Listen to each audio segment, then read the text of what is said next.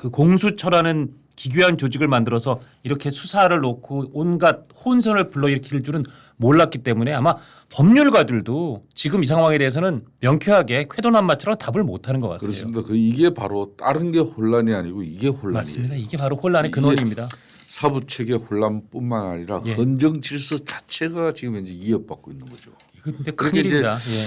저도 이제 국회에서 그 공수처법을 만들 때 이 예. 법이 왜 필요한 거냐. 그러니까요. 대한민국은 기소 독점을 가지고 있는 검찰 조직이 엄연히 있고 예. 또 경찰은 경찰대로 또 예.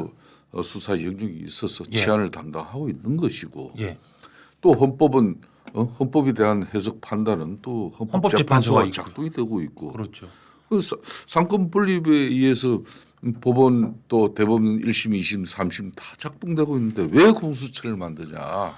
어떻게 보면 그래서 거기가 혼란의 시발점이었던 것 그렇죠. 같아요. 예. 그래서 그때도 그 극한 반대 속에서도 자신들의 패스트 트랙을 통해 가지고 그렇죠. 이게 완성시킨 게 공수처법이에요. 그렇게 예. 만들어 놓고 자신들도 문재인 정권에서 2년 동안 공수처장 임명을 못 했어요. 그렇죠. 결국은 이 봅시오. 이 혼란에 아무 수사 경험이나 능력, 역량 검증되지 않았잖아요. 예. 이런 공수처가 이 뭐 지금 현재 내란죄 수사에 자기들이 중심에 서겠다고 아니 뭐 누울 언덜고 보고 누워야지. 제대로 구속영장 하나 발부 뭐 아마 오존오패야 그러죠 그동안. 그다음에 하나도 기소도 제대로 못했지만 기소해서 유죄 판결 받은 게 하나도 없어요. 손준성 검사 1심 유죄 받았다가 그렇습니다. 그것도 2심 무죄 바뀌었고. 그렇습니다. 그런 저는 어제 그 다른 방송에서 이 공수처는 거의 축구단으로 치면 조기 축구의 수준의 그런 축구단인데. 그러니까 이제 예. 보십시오.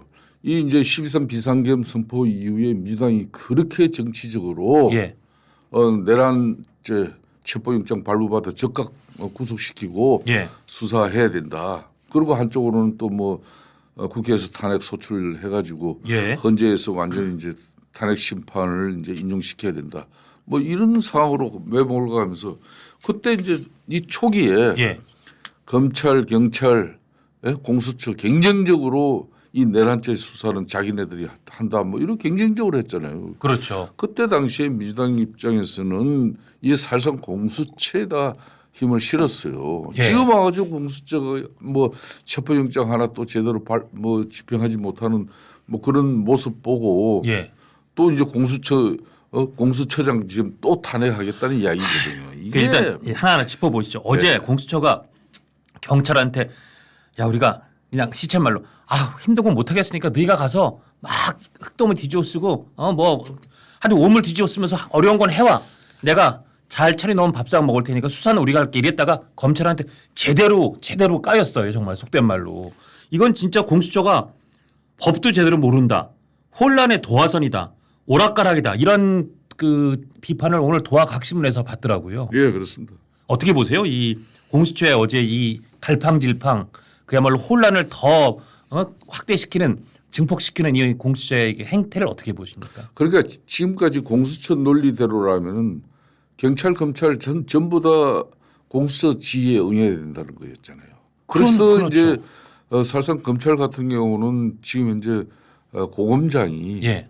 수사본부장이 돼가지고 그렇습니다. 이미 김용현 전 국방장관을 갖다가 구속시키기까지 하면서 제가 어제 예. 이게 지금 김영현 전 국방부 장관은 공소장 그걸 갖고 하셨네요. 예, 그래서 한 80, 몇 장 되는데 제가 한번 공소장 한번 쭉 읽어봤는데 그러니까 역시 저도 옛날에 법조 해봤지만 미우나 거우나 그래도 수사는 검찰이죠. 검찰이 잘합니다. 그렇습니다. 그리고 이건 일단 예전에 12.12 5.18 사건 관련해서 전직 대통령의 뭐 그 군사 반란인 내란 수사를 기소해서 재판까지 다 판결까지 받아본 검찰한테 역량이 있는 거고 읽어보면 뭐 이거에 꼭 제가 다 동의하느냐는 모르겠지만 잘하는데 우리 대표팀이라면 이를테면 그 공수처는 조기 축구회 같은 데도 어떻게 현직 대통령 내란 수사라는 사상 초유의 수사를 이건 마치 월드컵에 조기 축구회 선수가 나가겠다고 한 거나 비슷한 것 같아요. 그런 거죠. 예. 그러니까 이제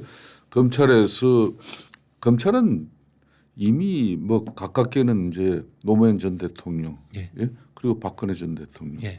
이 탄핵 뭐 소출을 갖다가 예.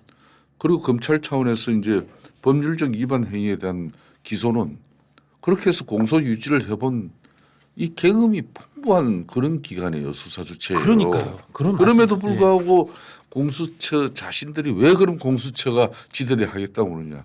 그러니까 이 뭐 수사 주체들이 중복대가 있을 때는 예. 자신들이 그걸 이첩받아서 할 수 있다는 그 법적 근거가 하나인데 공수처법에 그렇게 돼 있더라고요. 그거 하나죠. 예. 그러면 거기에 따른 수사 역량이나 능력이 분명히 책임을 져야 되잖아요. 지금 책임도 지지도 못하면서 오늘 또 지금 이 방송 시작하기 전에 예, 예. 또 뭐 이 영장 재청구를 통해 가지고 자신들이 또 뭐 해보겠다고 또 그러는데 왜냐면 경찰한테 이렇게- 일단 넘겼다가 경찰에서 야 그걸 우리 보고 지금 폼 나는 건 검사 공수처가 하고 몸으로 부딪히는 건 경찰이 하는 거냐? 우리가 무슨 하청업체야? 이러면서 제대로 까이고 나니까 알았어요. 우리가 다시 해볼게요. 그러면서 오늘 다시 재청구했는데 심지어 기한은 비공개인데 지난번엔 7일이었는데 이번엔 기한도 좀 뭐 길게 잡았는지 일단 비공개랍니다. 비공개입니다. 그러니까 예. 이제 이 내란죄 경우는 처음부터 공수처가 이제 수사를 자체했지만은 예. 검찰이나 엄격하게 지금 헌법이나 법률에 예. 공수처가 이 내란죄에 대한 수사 권한을 가지고 있지 않아요. 맞습니다. 예? 내란이 다 없어요, 범위에. 예. 자신들도 직권 남용 이거 타고 하다 보니까 이제 예. 내란죄까지 연결되기 때문에 해야 맞습니다. 된다는 그 예. 논리인데 그 논리라면은 지금 현재 검찰도 마찬가지죠. 그렇죠. 그런 검찰이 수사를 하고 있는데 이미 김용현 전 국방장관을 갖다가 이미 기소까지 시킨 마당인데 예. 왜 그걸 이첩받아 가지고 이 지금 사단을 내냐고요. 그러니까요. 그리고 그럼 지금이라도 예. 이 사실상 내란죄 같은 경우는 우리 법률에 정한 것은 분명히 경찰입니다. 현재법으로는 경찰만 경찰입니다. 있어요. 예. 그럼 경찰에 제대로 넘겨야 됩니다. 근데 이것도 자기네들이 그냥 공조본이라는 이 한시적인 기구 조직을 만들어 가지고 예.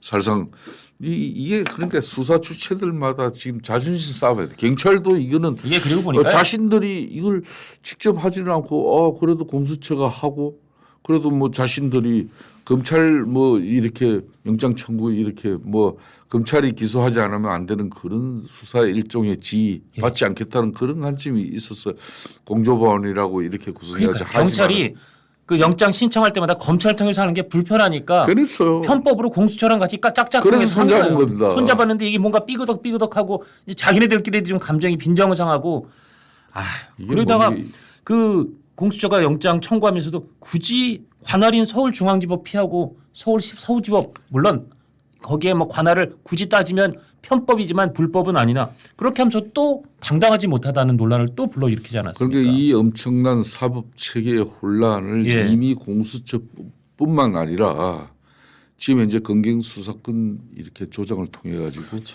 이미 이거는 예견돼 있었던 것이에요. 이번에 그냥 폭발적으로 폭발이 나온 된 거죠. 예. 이게 이제 그러니까 이 위기 상황에서 그냥 허둥지둥되고 혼선 혼란이 그냥 온 국민들에게 다 보여줌으로써 대한민국의 근본적인 헌법 체계가 이해받고 저렇게 헌법 질서가 무너지는구나. 그렇죠. 그렇게 이제 뭐 영장 집행을 하려 그래도 경호처법에 막혀버리고 예. 또 뭐 경찰과 또 공조 부분에 대해서는 이거는 또 법률 근거가 없어 경찰이 또 나서지도 못하고 그렇죠. 그런 이런저런 경찰이 이걸 말 검찰을 통해 가지고 예. 체포 영장이라든지 뭐 이걸 수사 주체가 돼서 영장을 당당하게 받았다면은 흠없이 받아왔으면 이런 일이 없죠. 그러면 사실은 윤 대통령 측이나 그걸 지지하는 일부 지지층한테도 그런 빌미를 안 줄 수 있잖아요. 그렇습니다. 예, 근데 그거를 좀 공수처가 이번에 너무 한심하다는 얘기는 뭐 이미 어제 오늘 지금 뭐 확 이건 여야를 넘나들어서 그런데 민주당도 이 공수처가 이렇게 영장을 제대로 집행 못하고 하니까 이게 굉장히 당황한 기색이고 말씀하신 것처럼 예전 집권 시절에 검경 수사를 이상하게 찢어놓고 수사권 공수처법을 허술하게 이상하게 만들어 놓은 거 업보다 이런 지적까지 나옵니다. 그렇습니다. 그 뭐 지적 당연히 업보로서 예, 민주당이 받아야 되죠. 예, 예. 그런 측면에서 지금 현재 이것뿐입니까? 지금 현재 정청래 민주당 법사위원장이 지금 탄핵소추위원장이잖아요. 예, 예. 그 탄핵소추의 가장 핵심 내용이 내란죄인데 예, 예. 그걸 헌재에다가 자신들을 그러니까 정치적 이익만을 추구하면서 내란죄의 그냥 탄핵소추 내용은 이건 빼달라. 예. 그거 진짜 이거 엄청난 지금 혼란입니다. 그러니까 이게 지금 물론 예. 이제 헌재 심판 과정의 심판 내용에 사실관계 그러니까 윤석열 대통령이 12.3 비상계엄을 선포한 그 사실 자체는 드러낼 수가 없겠죠. 예. 그렇지만 고로 내란죄는 한마디로 탄핵소추 내용에서 헌재가 심판할 거리가 있다. 그거 왜 그러겠습니까? 헌재법 51조를 보면은 예. 행사 사건을 다루고 있는 사안에 대해서는 쉽게 말하면 헌재가 심판을 못하게 됩니다. 아니 뭐 심판을 미룰 수 있다죠. 뭐 그렇죠. 선택이긴 하지만 예, 어쨌든 예. 그렇지만 그 이제 거기에 이제 저촉될까봐 지금 민주당 입장에서는 이거 그렇게 되면은 이제 이 행사법, 예. 행법상의 내란죄를 수사가 이루어지고 최소한 그래도 검찰이 기소가 이루어진 다음에 예. 공소장이라도 나와야 그걸 가지고 헌재가 볼 거 아닙니까? 그러니까요. 그러니까 그 시간이 이제 롱타임 오래 걸린다는 거죠. 결국은 늘 많은 국민이 떠오르듯이 이재명 대표가 재판에서 확정 판결 받아서 대선 출마길 막히기 전에 빨리 선거하자. 그런 거잖아요. 그런 겁니다. 그래서 이제 2월 말까지 헌재 심판을 이끌어내려고 하는 민주당의 아주 고도의 정치 행위가 여기에 담겨 있는 겁니다. 문제는 이 고도의 정치 행위가 집권당인 국민의힘과 정치적 논쟁 싸움에 한해서 이런 상황이라면은 국민은 뭐 별 신경 쓸 필요 없어요. 문제는 대한민국 헌법 체계, 사법 체계가 무너지고 있다는 것이죠. 그렇죠. 예? 그러면은 윤석열 대통령이 12.3 비상계엄 그 부분에 대해서는 국민 정서상 분명히 잘못했어요.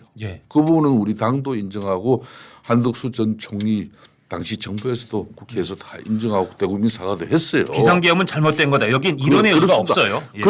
그렇지만 현직 일국의 대통령을 그 행법상 내란죄의 문제로 이걸 수사를 받게 하고 처벌을 받게 하려면은 이 절차적 이 집행에 있어가 절차적 정당성도 대단히 수준. 그렇죠. 헌재도 마찬가지입니다. 그렇죠. 그러면 헌재 심판 자체가 이 헌법과 법률에 의해 가지고 한치 착오 없이 이렇게 정상적으로 진행되고 그 결과가 나와야 양 진영 다 그렇죠. 맞습니다. 진보 진영이든 보수 진영이든 그걸 승복하게 되는 거예요. 원칙에 맞게 당당하게 흠결 없이 가야죠. 절차적 정당성보다는 사실상 연벌보다 제법에 본 민주당 이재명 대표의 이 사법 리스크 그러니까 조기 대선만을 염두에 둔 그런 정치 행위가 쉽게 말하면 공수처 수사를 압박하고 또 헌재 심판까지도 이런 꼼수가 들어가 버리면은 이미 대한민국은 엄청난 혼란이 야기돼 버린 겁니다. 사실 그 국민의힘의 유승민 전 의원이 아마도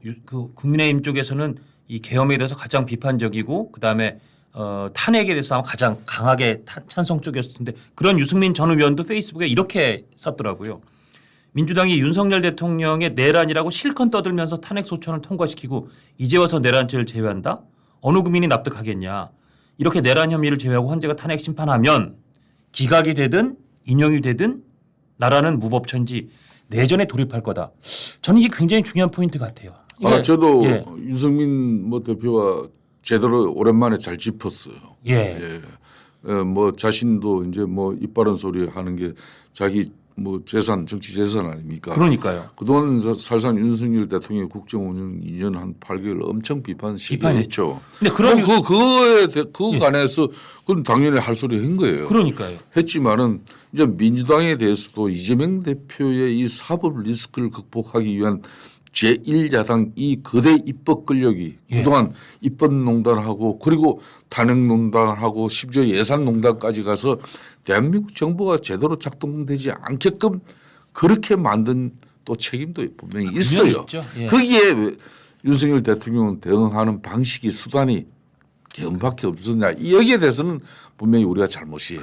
그러니까 윤석열 대통령을 그래도 좀 우호적으로 보는 분들은 오죽하면 대통령이 그랬겠느냐라고 하지만 그래도 아무리 오죽했어도 그러면 안 되는 거예요. 그건 잘못이죠. 그러나 그렇기 때문에 유승민 대표 입장에서도 이제 윤석열 대통령은 이제 내란죄에 대한 수사도 차질 없이 받아야 되고 정확하게 정상적으로 그다음에 헌재 심판의 이 탄핵 소추에 대해서도 그럼 앞으로 이제 헌재 변론기일도 자신이 출석해서 자신이 12.3 비상계엄을 선포한 그 사유에 대해서 국회에서 탄핵 소추가 이루어진 그 내용들에 대해서 이제 자기가 반론을 해야 되겠죠. 그렇죠. 자신을 또 변론을 하고 뭐 그런 부분은 이제 헌법과 법률의 절차에 의해서 정확하게 이루어져야 되는 겁니다.